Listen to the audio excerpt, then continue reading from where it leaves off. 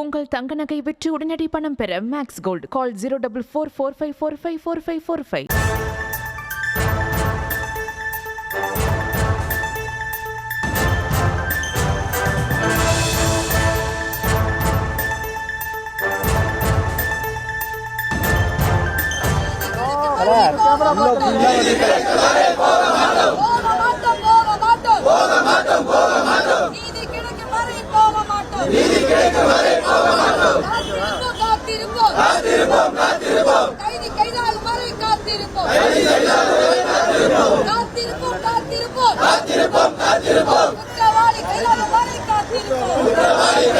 தற்போதைய அண்மை செய்தியை பார்த்துக் கொண்டிருக்கிறோம்.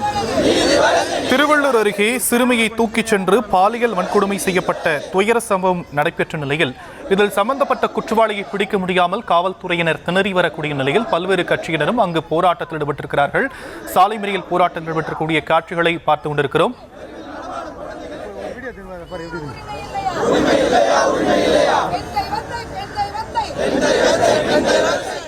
இது குறித்தான விவரங்களை உடைய செய்தியாளர் பிரபுவிடம் கேட்கலாம். பிரபு, காவல்துறை பல்வேறு முயற்சிகளை எடுத்தும் பிடிக்க முடியாமல் திணறக்கூடிய நிலையில அரசியல் கட்சிகள் போராட்டத்தை அங்க முன்னெடுத்திருக்கிறாங்க. அங்க இருக்கக்கூடிய மக்கள் என்ன சொல்றாங்க? காவல்துறை தரப்புல இது குறித்து என்னென்ன விஷயங்கள் சொல்லப்படுது பிரபு?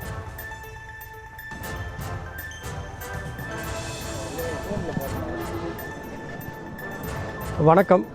திருவள்ளூர் மாவட்டம் ஆரம்பாக்கம் காவல் நிலையம் அருகே பள்ளி சிறுமி பாலியல் வன்கொடுமை செய்யப்பட்ட விவகாரத்தில் மாவட்ட காவல்துறையினர் பல்வேறு தனிப்படைகளை அமைத்து தற்பொழுது தேடுதல் வேட்டையில் ஈடுபட்டு வருகின்றனர். கடந்த 12ஆம் தேதி பள்ளி சிறுமியானவர் பாலியல் வன்கொடுமை செய்யப்பட்டார். இந்த நிலையில் அவரது உறவினர்கள் உடனடியாக ஆரம்பாக்கம் காவல் நிலையத்தில் புகார் அளித்தும் ஆரம்பாக்கம் காவல் நிலைய காவலர்கள் எந்த ஒரு நடவடிக்கையும் மேற்கொள்ளாத காரணத்தினாலேயே தற்பொழுது அந்த குற்றவாளியை பிடிக்க முடியாத ஒரு சூழல் இங்கு நிலவுவதாகவும் அந்த உறவினர்கள் குற்றச்சாட்டை முன்வைத்துள்ளனர். இதனையடுத்து குற்றவாளியை உடனடியாக பிடிக்க வேண்டும் என்பதை வலியுறுத்தி பல்வேறு அரசியல் கட்சியினரும் ஆர்ப்பாட்டத்தில் ஈடுபட்டு வரும் சூழலில் இன்று பாட்டாளி மக்கள் கட்சி மாநில பொருளாளர் திலகபாமா தலைமையில் ஆர்ப்பாட்டமானது கண்டன ஆர்ப்பாட்டமானது நடைபெற்று வருகிறது. மேலும் இந்த ஆர்ப்பாட்டத்தில் புரட்சி பாரதம் கட்சியின் மாவட்ட செயலாளர்களும் அதாவது சரவணன், வில்சன் உள்ளிட்ட மாவட்ட செயலாளர்கள் தலைமையிலும் தற்பொழுது இந்த ஆர்ப்பாட்டமானது நடைபெற்று வருகிறது. இந்த ஆர்ப்பாட்டத்தில் பங்கேற்றுள்ளவர்கள் காவல் நிலையத்தை முற்றுகையிட்டு தற்பொழுது உடனடியாக அந்த குற்றவாளியை கைது செய்ய வேண்டும், அந்த குற்றவாளியை கைது செய்யும் வரை இங்கிருந்து செல்ல மாட்டோம் எனவும் தர்ணா போராட்டத்திலும் ஈடுபட்டதுடன் சென்னை கொல்கத்தா தேசிய நெடுஞ்சாலையில் அமர்ந்து சாலை மறியல் ஆர்ப்பாட்டத்திலும் ஈடுபட்டனர். உடனடியாக அங்கு சென்ற காவல்துறையினர் அவர்களிடம் பேச்சுவார்த்தை நடத்தி அவர்களை தற்பொழுது சாலை மறியல் ஆர்ப்பாட்டத்திலிருந்து விலக்கினர்.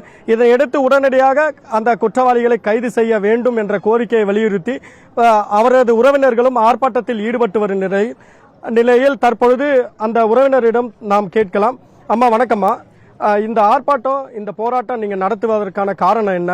உங்களோட கோரிக்கை என்னம்மா? 10 வயசு பொண்ணு ஸ்கூல் போறதுக்கு இப்ப ஸ்கூலுக்கு போறதுக்கே பயப்படுதுங்க பசங்க.